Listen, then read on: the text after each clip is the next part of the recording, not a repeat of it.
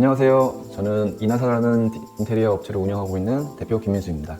오늘 이렇게 유튜브를 통해 처음 인사드리게 되었는데요. 오늘 저희가 처음 인사드리면서 소개해드릴 현장은 일산 장항동에 위치한 25평형 신혼희망타운 아파트입니다. 이 아파트 같은 경우에는 이제 저희가 설계를 하면서 세 가지 포인트를 중점적으로 잡고 설계를 하였는데요. 첫 번째는 레이아웃입니다. 25평형 아파트임에도 불구하고 이렇게 대면형 주방과 거실의 공용부를 넓힐 수 있는 레이아웃을 짜드렸고요. 두 번째는 톤앤 매너입니다. 전체적인 타일, 필름, 천장의 도배지, 그리고 마루 바닥재의 색감들을 어느 정도 맞춰가면서 이 집의 전체적인 분위기를 맞추는 톤앤 매너를 잡았고요. 세 번째 포인트로는 이제 숨겨주기입니다. 어떤 걸 숨겨드렸냐면은 불필요한 스위치, 콘센트, 그리고 인터폰 등을 안 보이는 곳으로 이동 또는 매립을 시켜가지고 숨겨주기를 만들어 드렸는데요.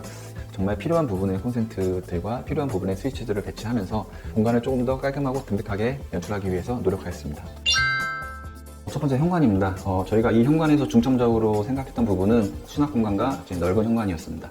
수납 공간 같은 경우는 양쪽에 신발장을 배치함으로써 수납 공간을 최대한 늘려드렸고요. 두 번째는 25평형 아파트임에도 불구하고 좀 넓은 현관을 만들어 드리기 위해서 양쪽에 신발장을 띄움 시공하여 하부로 신발을 집어넣을 수 있게끔 연출하였고, 또 바닥에는 600에 1200 타일을 시공하여서 분절 없는 내지 라인과 좀 더 넓어 보이는 시각적 효과를 만들기 위해서 노력하였습니다.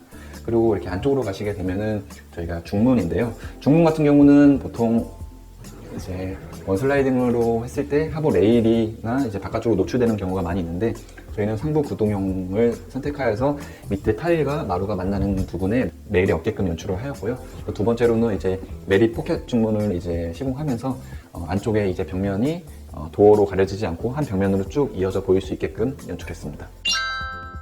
현관에서 이제 복도로 들어왔을 때 처음 마주하는 것이 이 인터폰과 스위치 온도 조절기입니다. 제가 앞서서 말씀드렸다시피 이 집에서는 숨겨주기를 통해 집을 조금 더 깔끔하고 담백하게 연출해드렸다고 말씀드렸는데요. 거실에 있는 인터폰을 이 현관 쪽으로 이동시키고 그것 또한 매립을 시켜가지고 집을 좀 더 깔끔하고 담백하고 이제 분더덕이 없게끔 연출하였습니다. 이 부분은 이제 스텝도어로 시공이 되어 있는데요. 이 부분들은 이제 저희뿐만 아니라 많은 디자인 업체들도 스텝도어로 할지 히든도어로 할지 많이 고민하는 부분이긴 합니다. 저희는 이 부분을 스텝도어로 선택을 하였는데, 그 이유에 대해서는 일단은 이 집은 25평형 아파트이고 복도가 생각보다 좁게 떨어지는 공간인데, 이 공간에서 히든도어로 벽을 끄집어낸다고 하면은 답답함이 있을 것 같아서 이제 스텝도어로 처리를 하였습니다. 저희 스텝도어를 구성할 때 좀 포인트를 설명을 드리자고 하면은, 보통은 이쪽에서 이제 한 계단이 지는 경우가 많아요, 스텝도어를 했을 때. 근데 이 한쪽 벽면을 그대로 꺾어 들어가면서 조금 더 이제 깔끔한 벽면을 만들어 드렸고, 조금 더 스텝도어가 고급스러워 보일 수 있도록 이 스텝의 깊이감을 조금 깊게 만들어 드렸고, 또한 이 스텝의 깊이감이 이 세 곳이 어느 정도 일률적으로 떨어지게 맞추어서 어지럽지 않게끔 연출을 해 드렸습니다. 저희가 이제 이 고객님과 몇 번의 미팅을 했을 때 고객님께서 원하는 니즈가 있었어요.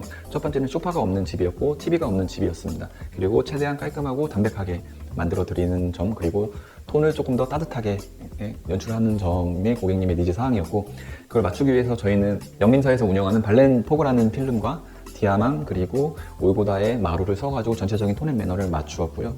그리고 이 매지라인 같은 경우에는 필름 시공을 하다 보면 어쩔 수 없이 생기는 이 분절 라인들을 어떻게 정리하느냐가 조금 어떻게 보면 좀 숙제이긴 한데, 이런 부분들을 최대한 디자인적으로 풀어서 이제 어쩔 수 없이 매지 라인을 만들었다기보다는 좀 더 이 디자인적으로 이렇게 매지 라인들이 잘 어우러질 수 있게끔 이제 연출을 해드렸습니다. 예, 벽면을 보시게 되면은 앞서 제가 설명드린 그 숨겨주기, 그리고 이제 그런 매립 부분에 대한 것들을 보실 수 있는데요. 지금 보시면 이 벽면에 딱 콘센트 2개뿐이 없습니다. 그리고 이 콘센트조차도 매립을 시켜가지고 튀어나오는 이 치수가 한 2mm 정도로 튀어나오게끔 깔끔하게 이렇게 만들어 드렸습니다. 그리고 이쪽으로 오시게 되면은 이쪽 부분들도 보통 보면은 이쪽 면에 많은 콘센트와 랜선, TV 여러 가지들이 있는데, 그런 것들을 다 이제 정리를 해드리고 콘센트 4개와 랜선 하나, 그리고 스위치까지 이렇게 만들어 드렸는데요. 이 스위치와 콘센트 모두 매립 시공을 해가지고 벽면에서 나오는 그 튀어나오는 부분을 최소화시켜서 벽면을 최대한 깔끔하게 만들어 드렸습니다. 주방입니다. 이 부분은 앞서 저희가 말씀드렸듯이 레이아웃 변경이 가장 크게 이루어졌고 그 레이아웃 변경에서 가장 포인트가 되는 위치라고 생각합니다.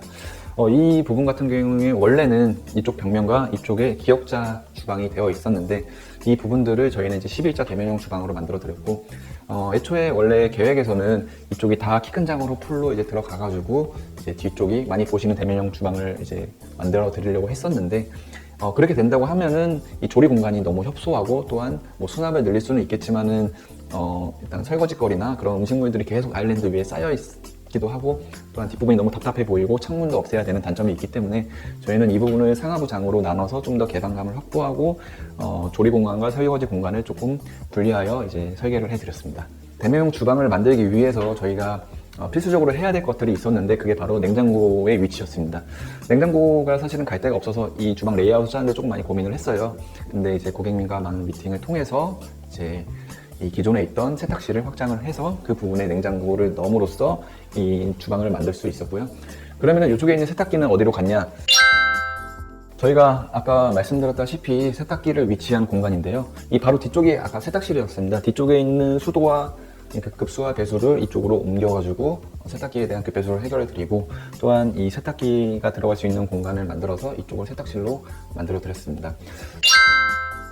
이 공간은 원래는 이쪽이 안방에 들어가는 도어가 있었습니다. 근데 저희는 애초에 이 공간을 설계를 할 때 이제 공용부가 넓어 보일 수 있게 25평 아파트처럼 안 보이게끔 설계를 하는 게 목적이었고 그렇기 위해서 이 공간을 이제 열어드려가지고 이 복도를 좀 더 깊게 만들고 저 끝에 보이는 거울의 반사를 통해가지고 이 공간이 좀 더 깊어 보이게끔 연출을 해드렸는데요.